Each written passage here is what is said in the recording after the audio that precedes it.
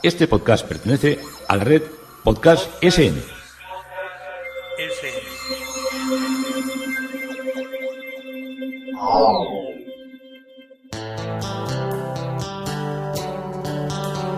Historia con sentido. Un podcast realizado y presentado por Juan Carlos González.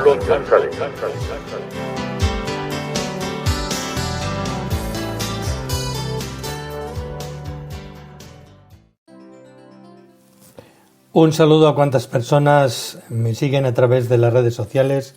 de Facebook, de Twitter, de mi página web Historia con Sentido. Un día más encantado de acercaros una parte de la historia.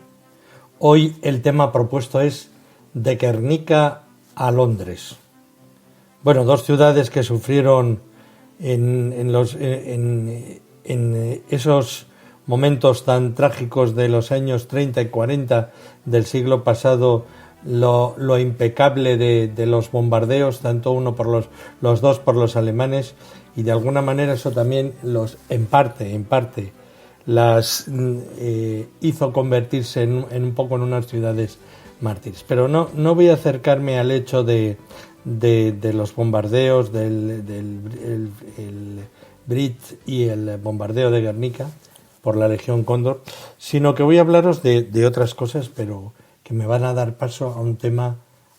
deslumbrante. Como os digo, de Guernica a Londres, y cuando lleguemos a Londres vais a entender más cosas. Cuando era pequeño, como había nacido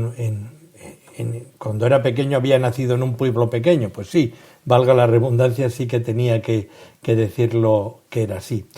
Y lo de Guernica me sonaba mucho, no solo por la guerra, sino porque en Urrechu, que entonces lo llamábamos con un rimbombante Villarreal de Urrechua, había nacido José María Iparraguirre, que era un compositor.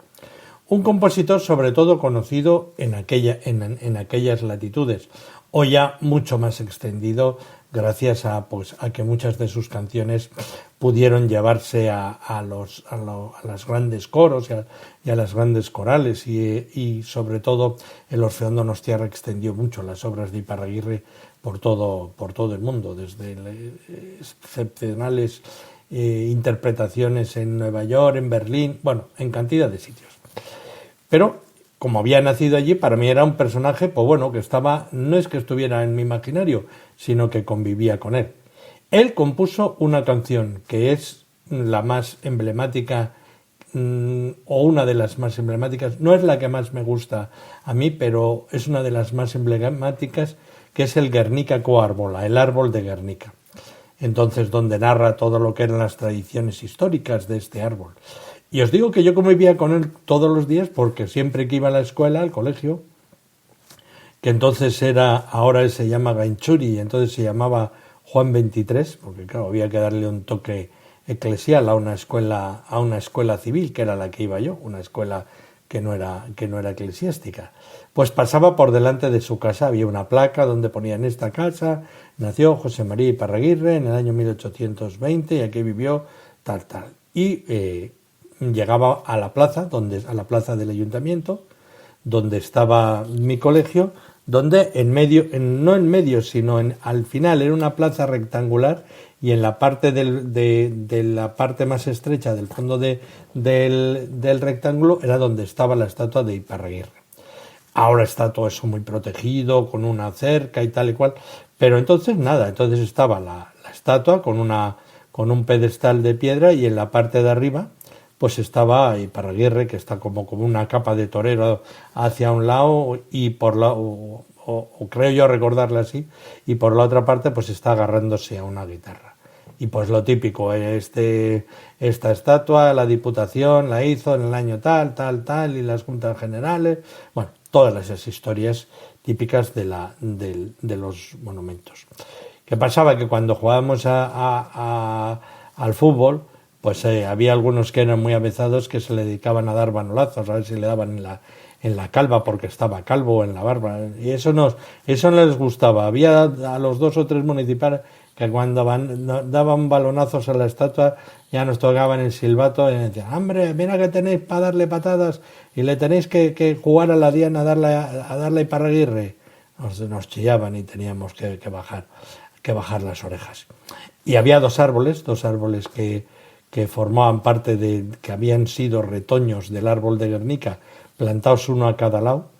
y todo lo que era el suelo alrededor de la estatua pues era de barro,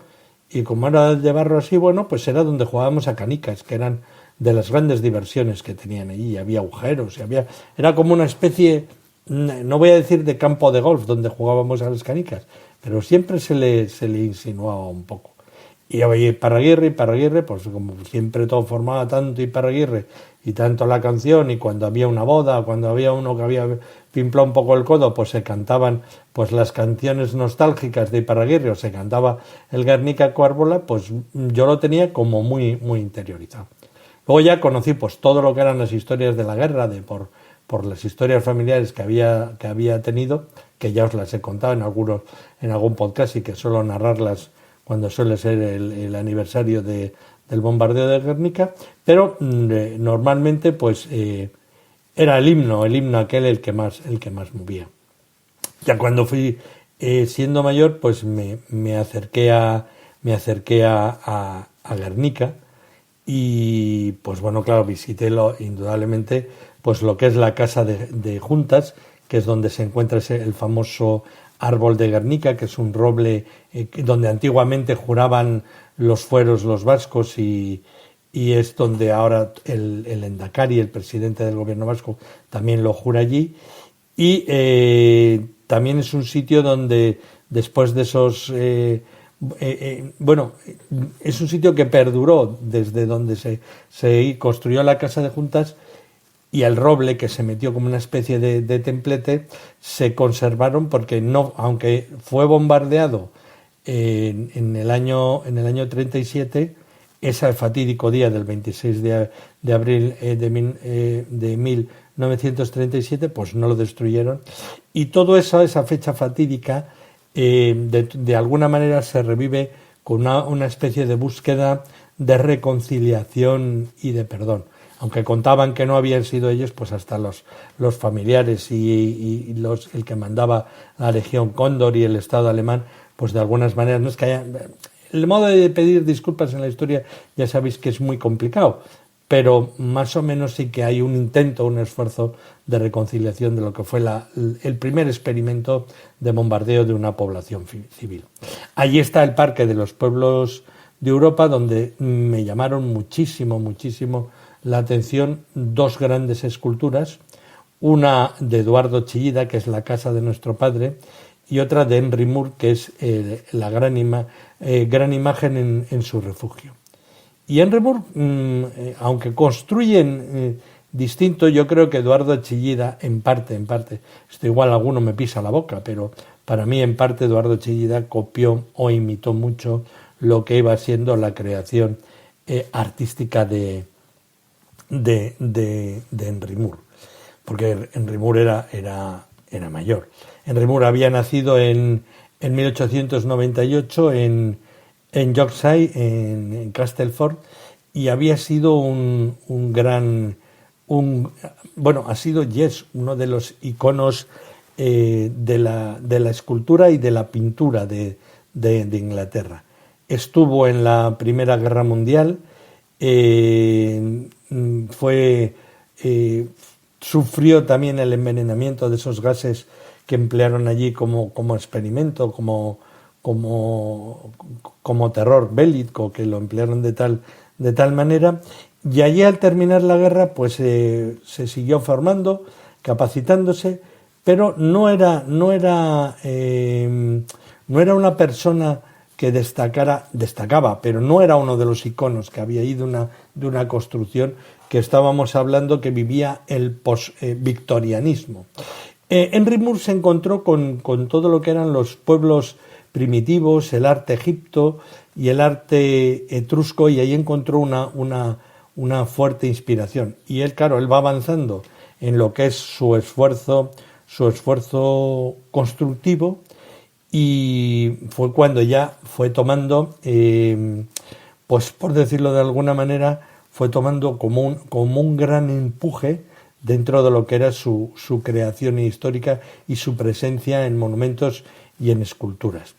A partir del año 1930 empezó a construir figuras reclinadas y empezó a tener un poco como centro lo que era la idea de la maternidad,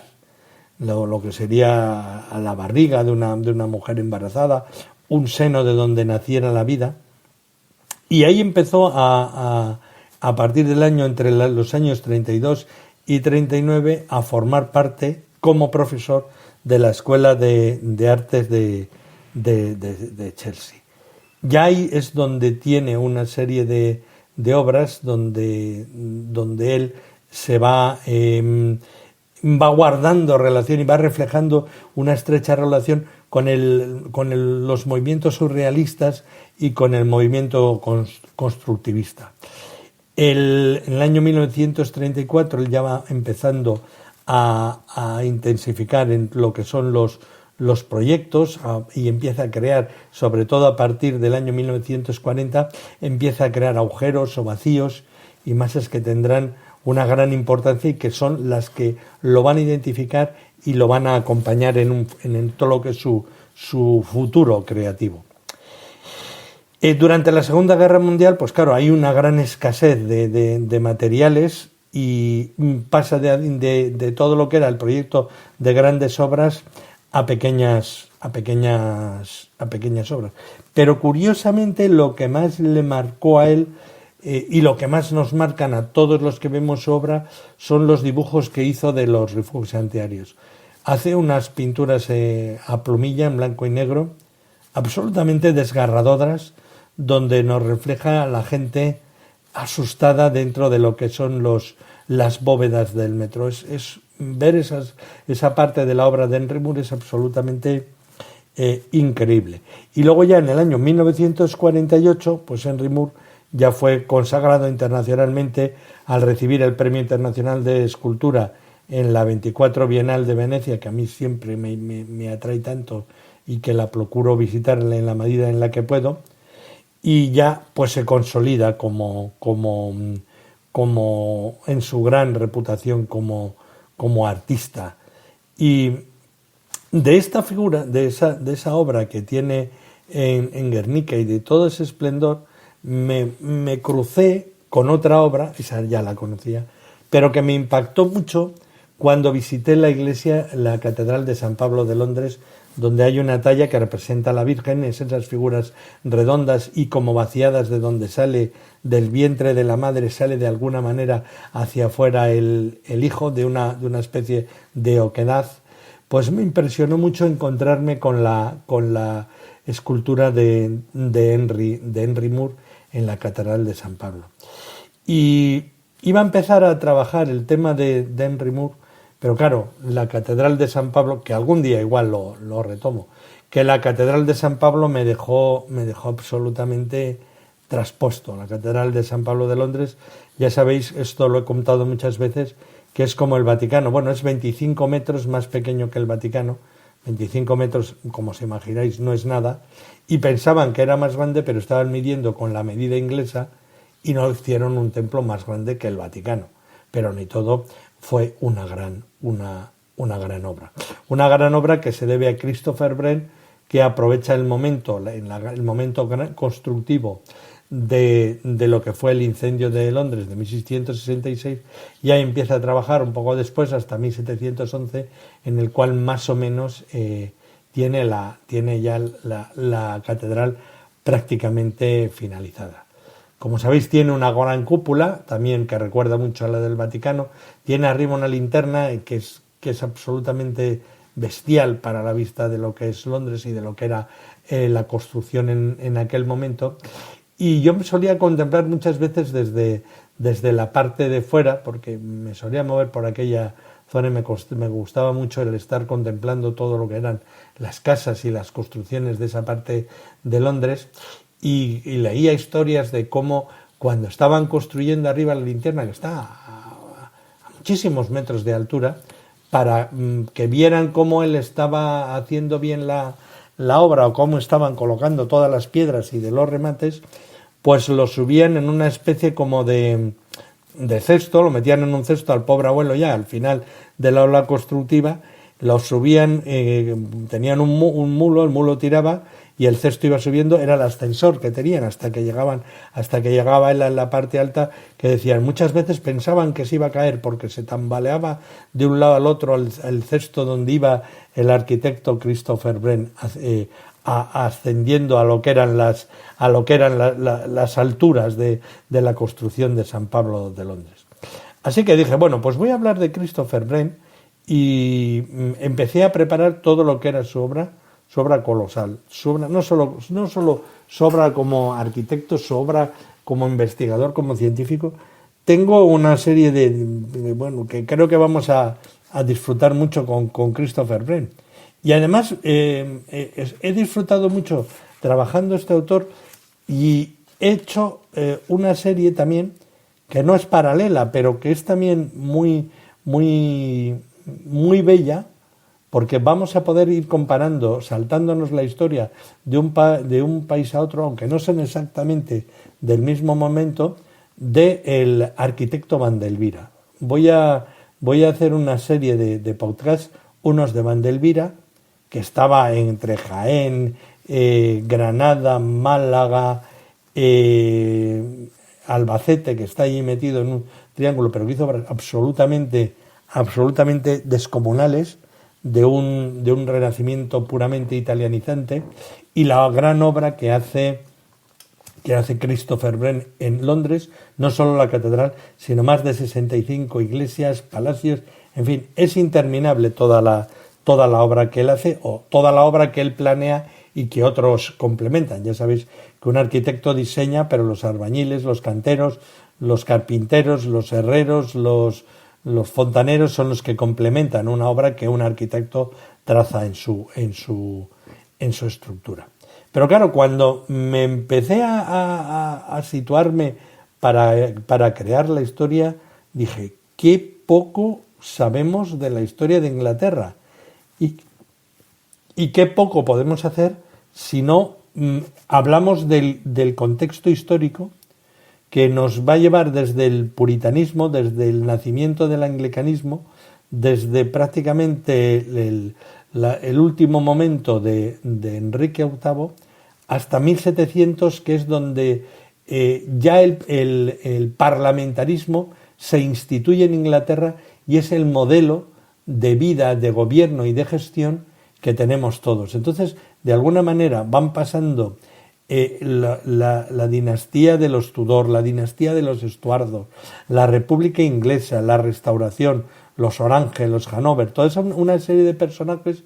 que muchos de ellos prácticamente coinciden con el final de la vida de Christopher Wren, pero si no vemos los antecedentes, si no conocemos los antecedentes, nos vamos a encontrar con una gran laguna. Yo me he encontrado con una laguna asombrosa, porque no conocía nada.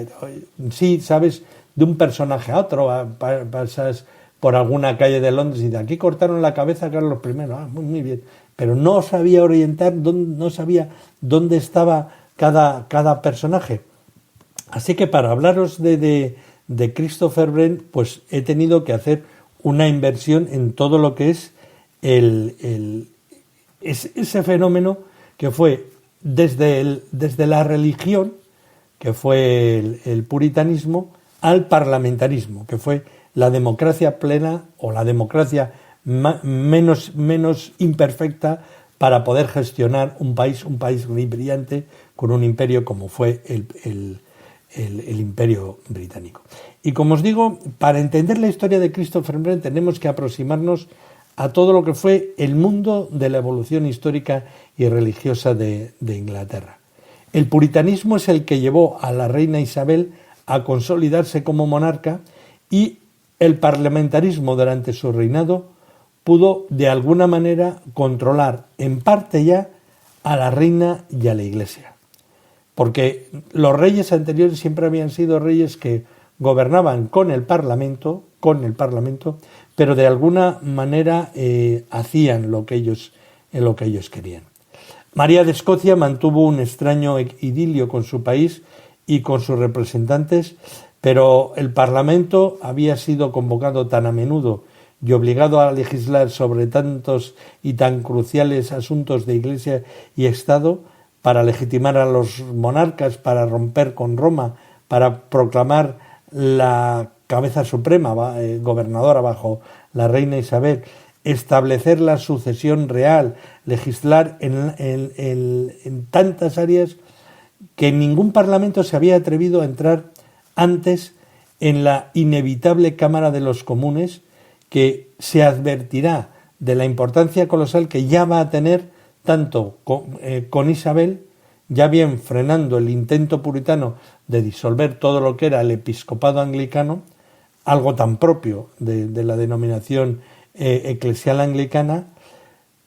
como en el enfrentamiento que van a tener con su otra prima, con la reina María de Escocia. Por eso se ha empezado a hablar de él, que le conducirá al final a la decapitación y quedándose de alguna manera ella sola como reina. A no tener hijos, Jaime I, Jacobo Carlos Estuardo, que era calvinista y sus pretensiones iban unidas al puritanismo, con intentos despóticos de imponerse a los representantes, le llevaron también a continuos enfrentamientos con el Parlamento. Pero con él ya habían llegado los Stuart o los Estuardo, a lo que era la historia regia o la historia real de Inglaterra. Después viene Carlos I de Inglaterra, que era católico, y desde su catolicismo convirtió su reinado en una tiranía con la pretensión de doblegar y manipular al Parlamento, y sus actuaciones le llevaron al cadalso, porque lo ejecutaron.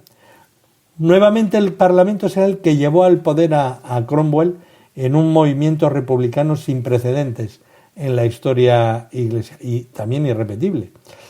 Pero el otorgarle el cargo de Lord Protector llevó a también a una tiranía personal que hace que con la muerte de Oliver Cromwell se restaure de nuevo a un Estuardo en el trono. Carlos II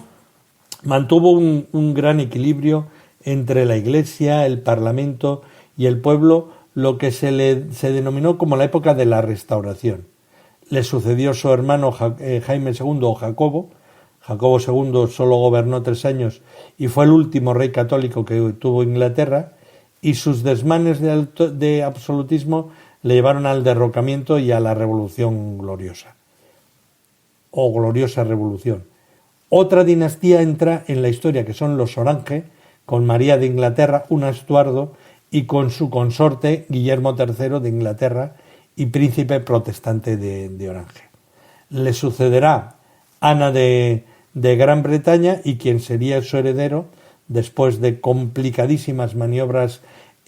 parlamentarias, llevaron al trono a Jorge I de Hannover, y con este monarca se produjo ya el triunfo del parlamentarismo con el nombramiento de un primer ministro en la trayectoria, una trayectoria que entenderíamos ya hoy como un gobernante de un país, saltando ya la distancia histórica entre ese momento y el nuestro. Podemos decir que la religión, con el puritanismo, salvó a la corona, y el parlamentarismo llevó a dicha monarquía a sobrevivir y a evolucionar hasta las fórmulas que llegan hasta hoy y que presiden lo que es esa democracia, para algunos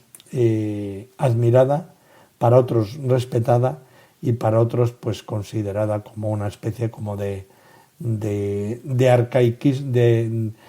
cosa arcaica dentro de lo que es la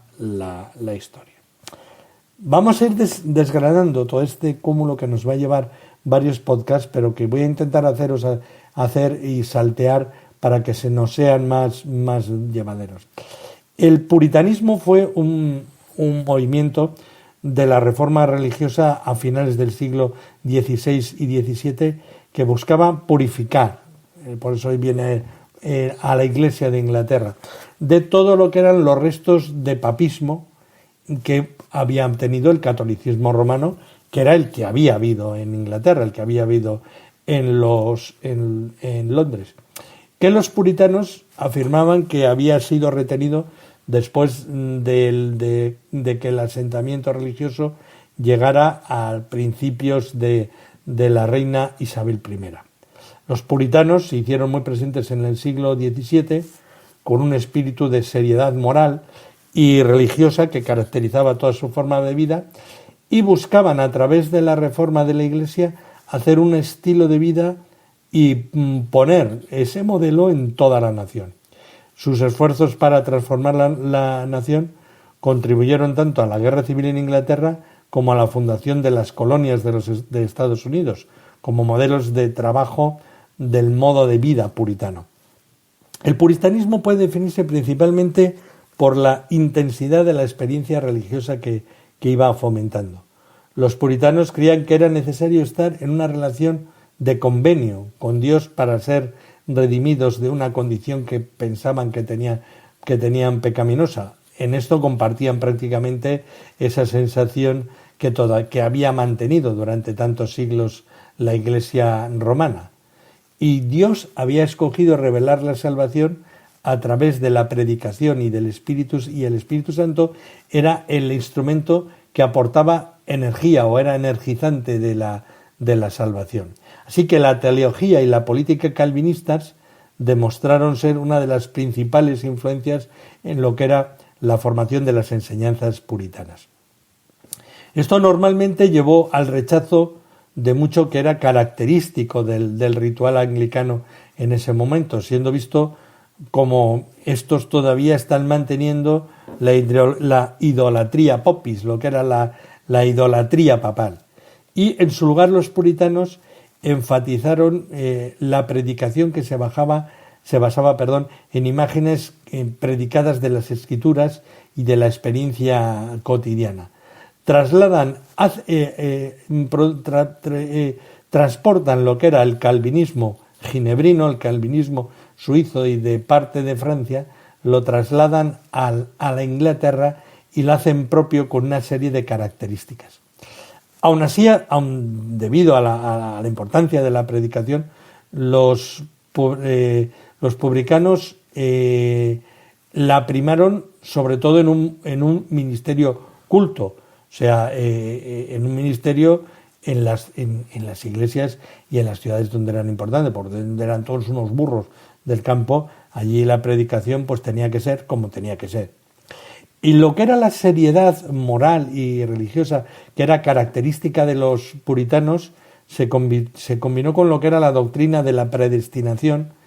heredada del calvinismo, como os digo, para producir lo que se denominaba la teología del convenio. En cierto sentido, ellos a sí mismos se entendían o se interpretaban como elegidos de Dios para vivir vidas piadosas y formaban como individuos, con esa vida piadosa, una comunidad. Como sabemos, el rey Enrique VIII separó la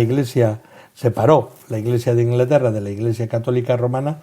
en el año 1534, y la causa de lo que era el protestantismo